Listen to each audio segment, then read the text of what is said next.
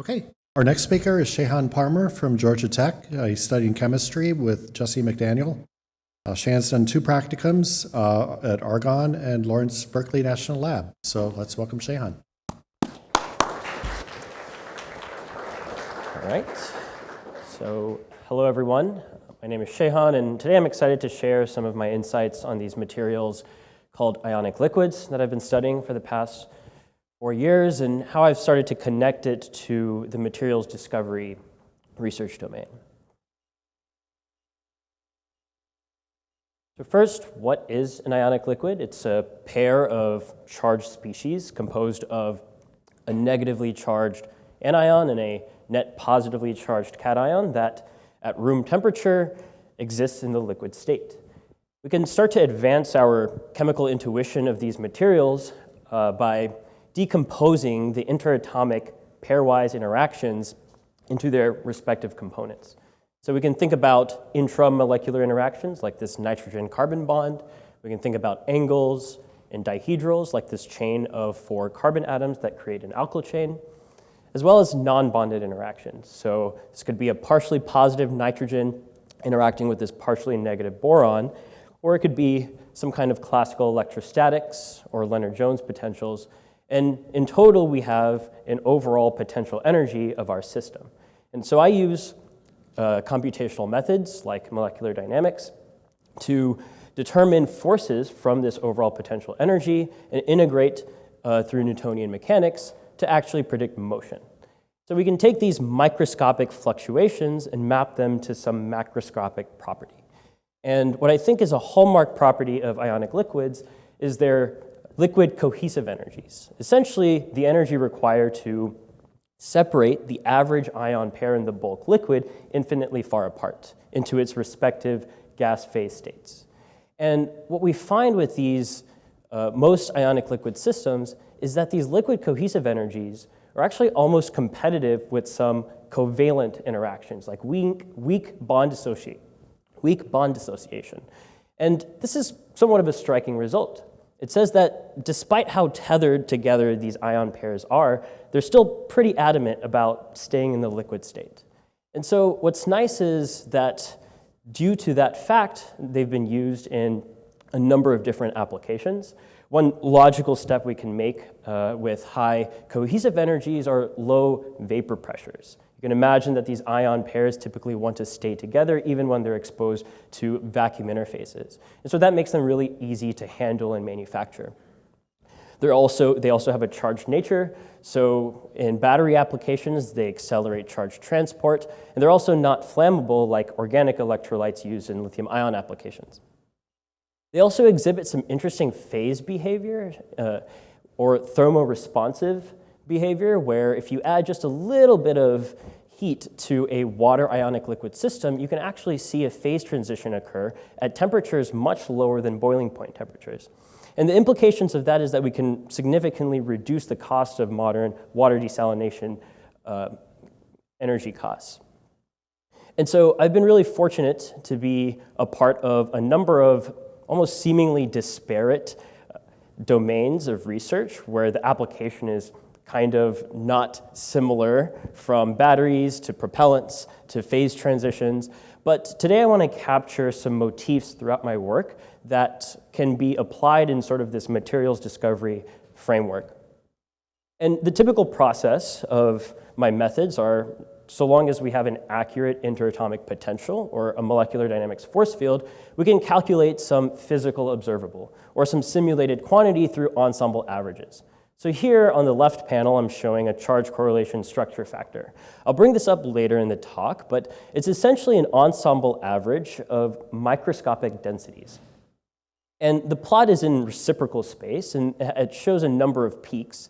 But one of these peaks indicates length scales of electrostatic interactions. So I'm going to talk about how that becomes relevant when we map structure to properties. We can determine some other properties related to, say, hydrogen bond lifetimes when we're looking at propellants, ionic liquid propellants, and also free energy quantities, say, using enhanced sampling techniques if we want thermodynamic observables. And the key trend throughout all of this work is that we'll start out with some structural property and interpret how that maps to a macroscopic property. And we have a team of engineers and experimentalists who will help us tune these structures in order to match some performance need. And so this whole talk, I'm going to talk about this forward process, but my overall vision is that there's actually an arrow pointed towards the other direction, where we can start with some performance and a priori be able to determine a molecular structure that meets a performance need. So one example of this is tuning cationic structure to fit some liquid range. So this is a fairly innocent-looking quaternary ammonium ionic liquid where I've labeled these R's as places where you can add functional groups, and for the intents of this slide, I'll just treat them as alkyl chains. So these subscript N's are just going to be the number of carbon atoms that we tack on to each of these groups. And what's kind of interesting is if you have alkyl chains that are shorter than about 6 carbon atoms, these materials actually crystallize. They're ionic plastic crystals. The other interesting thing is even the slightest bit of asymmetry that you introduce into these cationic structures significantly lowers the melting point of these materials. So for instance, you have this tetrapentyl ammonium, very symmetrical, has a melting point of 100 degrees Celsius, and just a slight bit of asymmetry here, the same number of carbon atoms, still results in about a 70-degree reduction in the melting point. But this trend isn't monotonic, unfortunately. If we increase the alkyl chain length up to a certain point, say for these imidazolium-based cations, at about side chain lengths of 10 or so, you start to see an increase in weakly attractive van der Waal interactions that you start to experience another liquid crystal domain past a certain point. And so you notice that there's a bit of a sweet zone, a Goldilocks zone of cation structures where you can have suitable liquid range for your application. So this is where some of my work has come into place. I've looked at an ionic liquid, particularly this trioctyl methyl ammonium bistriflamide system, where it operates in this intersection of it could be potentially a liquid, it could be a liquid crystal. In fact, in 2009, there was a paper that published almost definitively saying that this was indicative of liquid crystalline behavior or disordered smectic phase A. And then there was many discussions for the following decade on whether or not that was its true structure. And there are arguments made about how it's actually indicative of mesoscopic domains. So locally, there might be aggregations of ions, but macroscopically, it still behaves as a liquid. And so this is where I did some of the largest simulations that I've done in grad school, where I looked at a bulk phase system of about 250,000 atoms and simulated it for about 1 microsecond. And for context, my simulation time steps are femtoseconds, 10 to the negative 15. So this took about a straight month of GPU time, but that was to ensure that we had the adequate amount of sampling, because this is a very viscous system, to ensure that there's no phase transition, it doesn't overcome some energy barrier, and be able to definitively say that it surely isn't a liquid crystal. And instead, a better way to ascribe its behavior at long range is calling its structures as nanoscale and heterogeneous. And so we were able to collaborate with a group at Oak Ridge National Lab to compare with their neutron scattering experiments. And this was sort of a preliminary step towards understanding how this system behaves at electrode-electrolyte interfaces, where we want to explore what range of performance parameters it showcases in the context of using it for energy storage. Another property that we can tune is phase behavior, and we can look at tuning anion structure. And so this was the charge correlation structure factor that I showed earlier, and there's 2 key features of these plots. First, that these are all in reciprocal space, inverse angstroms. And the second is they show distinct signatures of electrostatic length scales. And so for this first plot, we see a peak at about 1 inverse angstrom, which corresponds to about 6 to 7 angstroms in real space. And it somehow unambiguously categorizes ionic liquids that mix well with water and that are hydrophilic and those that don't, or that are hydrophobic. And the interpretation here is that the coordination length scale that these peaks show are the distances between neighboring anions. So two anions are far enough apart where there's just enough space for these waters to seamlessly integrate themselves into the overarching ion coordination environment. And this is a really nice Goldilocks zone again. We can find these distances amongst ionic liquid structures to find where they are actually miscible or not with water. From there, we can play some more games of which different cations or anions we want to choose.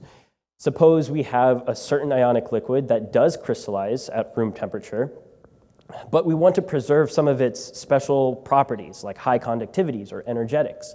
We can introduce binary ionic liquid systems that can change and alter that behavior. And that's exactly what we studied here. So if you pair this hydroxyl ammonium with this nitrate, it actually crystallizes right away at room temperature.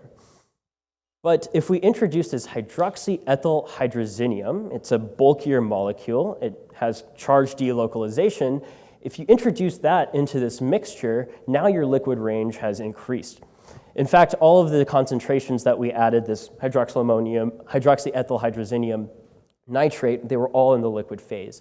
And that's partly due to the configurational entropy that we introduce with this other molecule.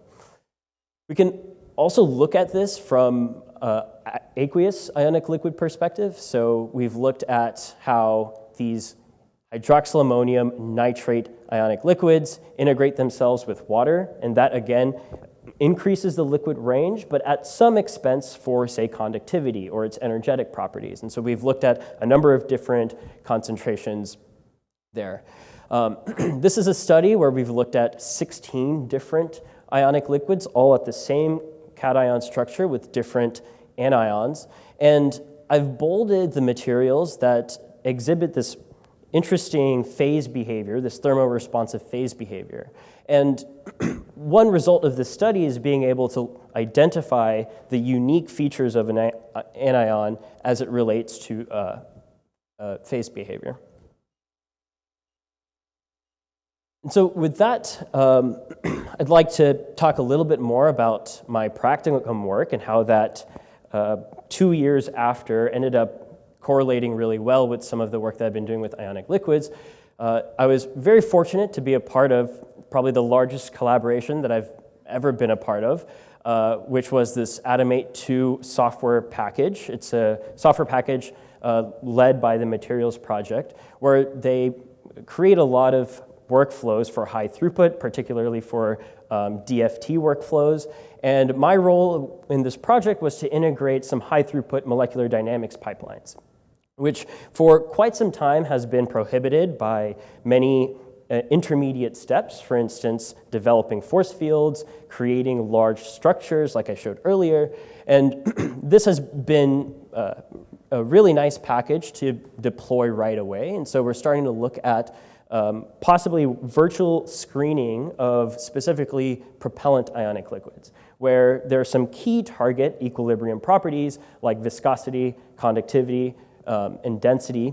And we can kind of understand how structure influences these properties that often are competing against one another. And so this has been owing in large part due to being a part of the DOE CSGF. And so with that, I'll go ahead and conclude with my final remarks. One is that we've explored the capacity to tune ionic liquids based on cation and anion structures as well as mixtures, and started to see this vision come to life of starting from a ideal performance property and coming up with the best possible structure, and that'll come in time, especially as we grow a large data set of ionic liquid materials. And so with that, I have many people to thank, including my advisor, Jesse McDaniel, my practicum advisor, Christine Person, as well as previous collaborators and experimentalists, as well as the CSGF for supporting me throughout this journey. So with that, I'll take questions.